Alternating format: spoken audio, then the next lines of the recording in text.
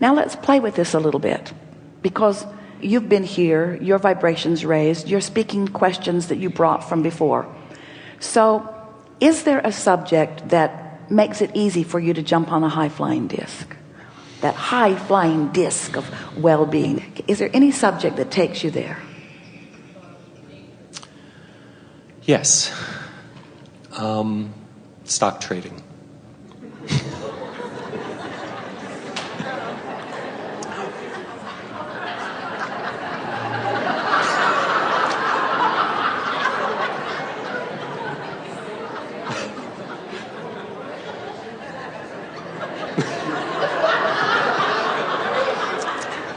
Can I try again? Well, we are not disagreeing that that is possible. We're not disagreeing that when you get flying high, when you're tuned in, tapped in, turned on, and those impulses come, and the impulse to act is strong, and you do, and it brings back the results that you want.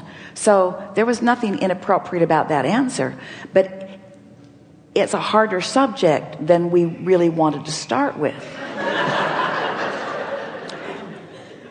In other words, that specific momentum that's powerful momentum that is going.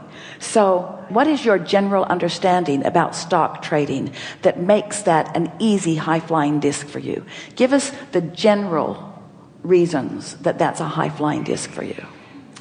Lots of money moving.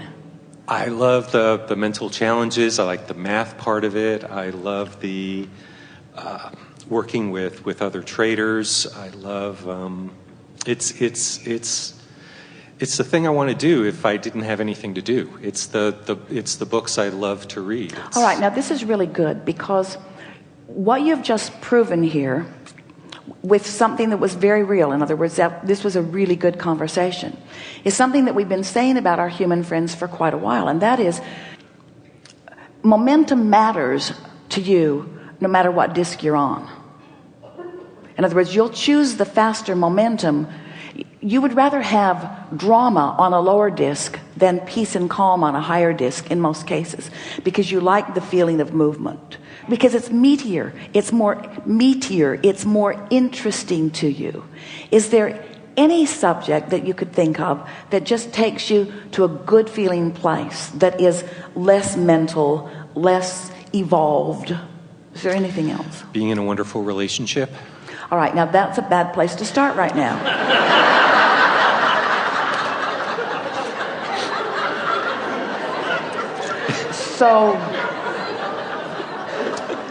So is there anything else? But you see, that's logical, isn't it? Because that's where the momentum is. The job he hates and the relationship that just left. That's where the momentum is. So it's logical. That would be the thing that would occur to you most. But we want to see if we can find anything easier. Anything that you can fly high with no contradiction and without having to work hard at it. The woman I was with had 2 cats, and I really fell in love with them, and so now... Are they gone? They're gone. They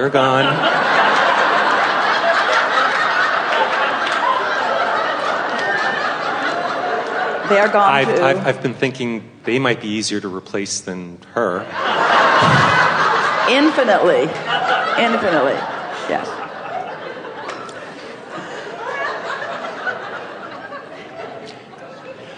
There's always... Well, it's not an easy thing to be sitting in a momentum and just reach for something that is different. And yet the books that we write and the processes that we offer is all about this. But what we're really wanting to demonstrate here, and we want you to feel it, we want all of you to feel it, but we really want you to get this. We want you to understand that it's perfectly all right for you to be in a place where there is momentum that is carrying you where you don't want to be. We want you to make peace with that momentum. We want you to say it's a natural consequence of being physically focused. It's a natural consequence of what I've been thinking about. We want you to try to find words that soothe yourself. Because in the soothing, there is the releasing of resistance. And in the releasing of resistance, there is the slowing of unwanted momentum and then the subsequent speeding of wanted momentum. So the more you can soothe yourself. But we don't want to soothe you with things that aren't law-based and accurate. We don't want to say to Luke, the game is rigged. We want to say to Luke, you're more likely to win when you're feeling good. We don't want to say to Luke, it's hard to get that ball in that basket under those conditions because they've got everything slanted against you. We want to say to him, there is a way to do it. People are doing it, and if you want to do it, you can find the way to do it. And you might not find it immediately, but you can find the way to do it. But your vibration and how you feel about it, the game has to be fun, or you're not going to win playing. That really is the message that we're wanting to send. You have to choose the disc first and then apply. And so in fairness, we're being unfair because we're asking you from where you have clearly stated that you are to try to find that high-flying disc. And it's not even possible from where you are in that momentum to find that high-flying disc. So then what's the point of it? If I can't find it, given where I am, what do? Well, you look for as much distraction as you can find. You look for as many things that are general in nature that make you feel good.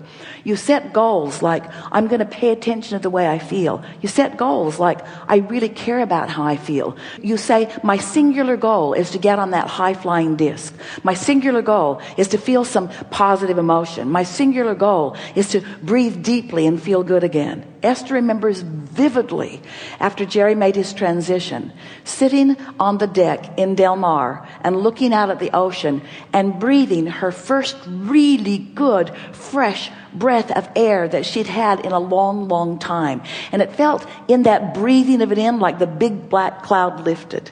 And in none of that was there any wrongness about sadness or wrongness about being on a lower disc. There's just this eternal, God-given, inherent, innate, it's within every fiber of your being, knowledge and desire to be here. Because that's what's natural to you, you see. So the easiest way we know to get there is to not be there, which makes you want to be there, and then put yourself in your bed tonight and say something really soft and gentle, not tomorrow I'm going to make it happen, or tomorrow I'm going to get on the high-flying disc and I'm going to stay there. Nothing like that, because in all of that efforting, you just pick those efforting discs. Instead, you just say, tomorrow's going to be a good day.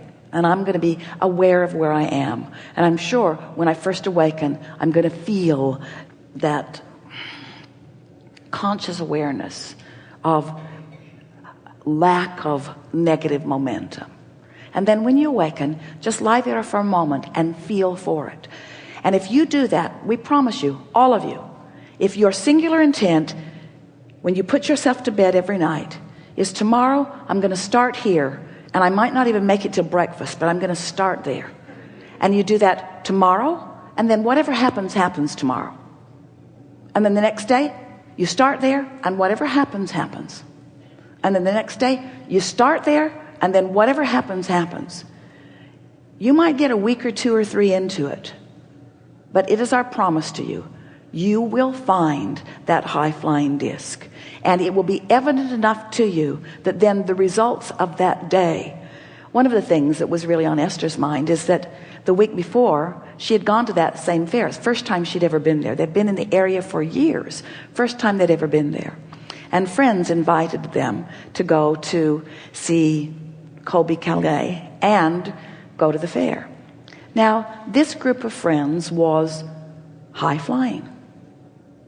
It's just who they always are when they get together. And so it was a day like Kate had, of everything going exactly right. And when you have a few days of everything going exactly right, and by that we mean strangers play with you in meaningful ways, weather cooperates with you in incredibly meaningful ways, all manner of things. It's like the concierge in the sky has named you the most important person alive and is just walking ahead of you, clearing the space to make sure that everything in your world is perfect. That's what it feels like. That's what it is like. That's what it bees like when you get on that high-flying disc and you stay there just for a little while. And then things just come out of the woodwork. Things that you're not conjuring, things that you're not demanding. You're not orchestrating them. You're not even planning them so much. This sounds like an odd conversation to have in a seminar that's sort of based on deliberate creation. But we want to call it deliberate getting on the disking. Period. Deliberately get on the disc and then watch what happens, because you're right, your vortex is pregnant with all of those things that you want. It's bulging with all of the things that you want. You've been asking and asking. It's all there. It's queued up. It's ready. There's just one thing that has to happen. You've got to become a cooperative component. You've got to get on that disc where all of that is. You got to get there, and you can, and it's not hard. You just can't keep telling the same story.